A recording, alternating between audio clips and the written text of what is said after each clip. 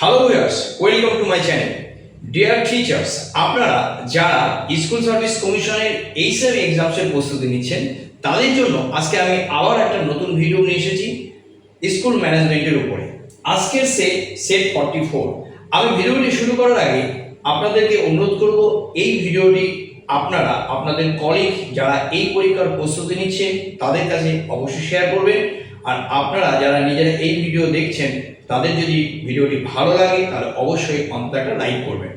আর আরেকটা কথা বলবো, আপনারা যারা অফলাইন বা অনলাইন, বিশেষ করে অনলাইনে যারা আপনারা এই পরীক্ষার প্রস্তুতি নিতে চান তারা এই স্ক্রিনে দেওয়া মোবাইল নাম্বারে আমাকে হোয়াটসঅ্যাপ করবেন।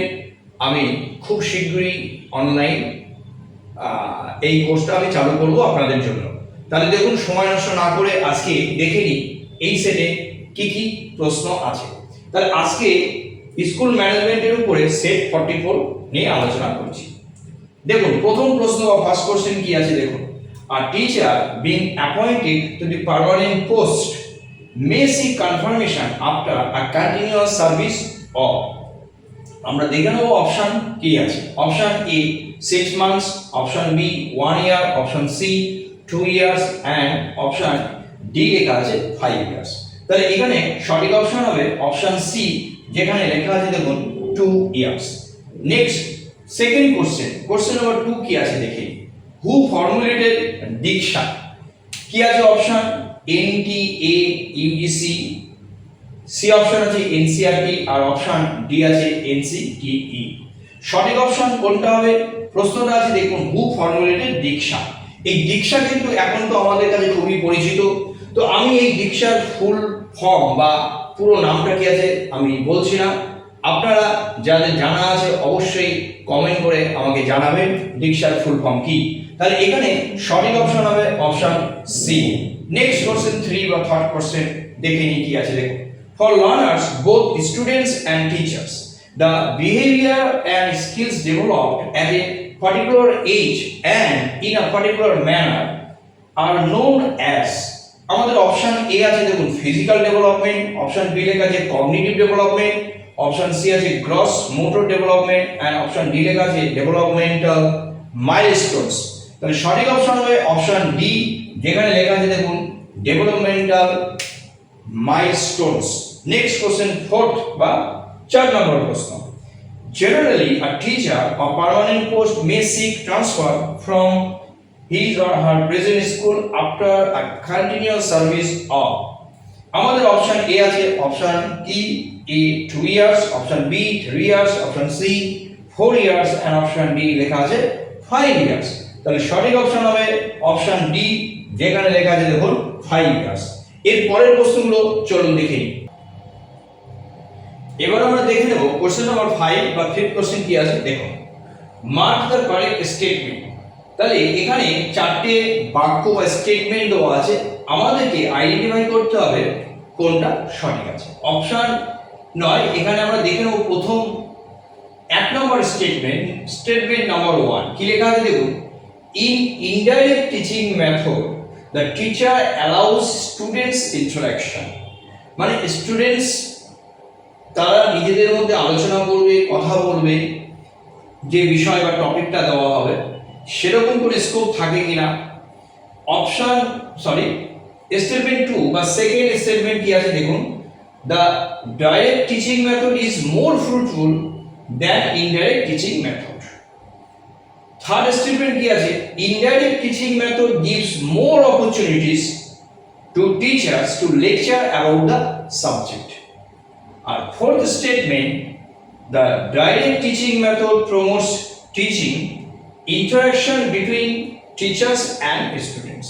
তাহলে এখানে চারটে স্টেটমেন্ট আছে আর আমাদের অপশনগুলো কি আছে একটু দেখি। অপশন এ লেখা আছে 1 2 1 2 3 4, মানে চারটে স্টেটমেন্ট সঠিক অপশন এ অনুসারে। অপশন বি বলছে 1 স্টেটমেন্ট বা first statement, option C third and fourth আছে আর অপশন ডি ফোর্থ আছে। তাহলে এখানে যে চারটি স্টেটমেন্ট আছে তার মধ্যে সঠিক স্টেটমেন্ট বা কারেক্ট স্টেটমেন্ট কিন্তু অপশন স্টেটমেন্ট 1 বা ফার্স্ট স্টেটমেন্ট, যেখানে দেখুন লেখা আছে in indirect teaching method the teacher allows students interaction. তাহলে আমরা অপশনে দেখতে পাচ্ছি বি অপশন সঠিক, কারণ এখানে শুধু নাম্বার 1 বা ফার্স্ট স্টেটমেন্টটাকে রেখেছি। নেক্সট কোশ্চেন নাম্বার 6 বা 6 নম্বর প্রশ্ন কি লেখা আছে দেখুন, অপারেশন ব্ল্যাকবোর্ড। এটা দেখা আমি যাচ্ছি না। Operation blackboard is related to, কি লেখা আছে? Option A NPE 1986, option B NEP 2020, option C both মানে এনপি 1986 বা এনইপি 2020, আর অপশন ডি লেখা আছে নান, যদি কোনোটাই না হয়। তাহলে সঠিক অপশন হবে option A NPE 1986। Next 7 question, 7 নম্বর প্রশ্ন কি আছে দেখুন, আনলাইক ডি, যারা স্যালারি পারসন তাদের কাছে এই ডিএ খুবই পরিষ্কার একটা টার্ম বা একটা ধারণা। তাহলে এখানে ডিএ কথাটা তো বুঝলাম, কিন্তু এখানে বলছি ডিআর কি, ডিআর ইজ গিভেন টু। তাহলে ডিআর মানে কিন্তু ডিআরনেস রিলিফ। এই ডিআরটা কাদের দেওয়া হয়? অপশন এ কি লেখা আছে দেখুন, ইন সার্ভিস অনলি, মানে যারা এখনো চাকরি করছে। অপশন বি লেখা আছে পেনশনার্স অনলি, যারা রিটায়ারমেন্ট করেছেন। অপশন সি বলছে both A and B, in service তাদেরকেও দেওয়া হবে বা পেনশনার যারা তাদেরকেও দেওয়া হবে। কিন্তু অপশন ডি বলেছে বিফোর রিটায়ারমেন্ট, মানে ধরে নিই যে রিটায়ারমেন্টের আগে দেওয়া হবে। ওকে, তাহলে এখানে যে 4টে অপশন আছে তার মধ্যে সঠিক কোনটা হবে? সঠিক হবে অপশন বি, যেখানে লেখা আছে পেনশনার্স অনলি। এবার আমরা চলুন পরের প্রশ্নগুলো দেখি। এবার আমরা দেখে নেব কোশ্চেন 8 বা 8 নম্বর প্রশ্ন কি আছে দেখুন, who developed the concept reinforcement in learning? Option A BF Skinner, option B Tolman, option C Bandura and option D Pavlov. তাহলে সঠিক অপশন হবে option A BF Skinner. Next question 9, which act gives the state power to govern provident fund options for this term? Option A West Bengal Expenditure Act 2005, option B West Bengal Service Rules Act, option C both A and B, option D none. সঠিক হবে option A West Bengal Expenditure Act 2005.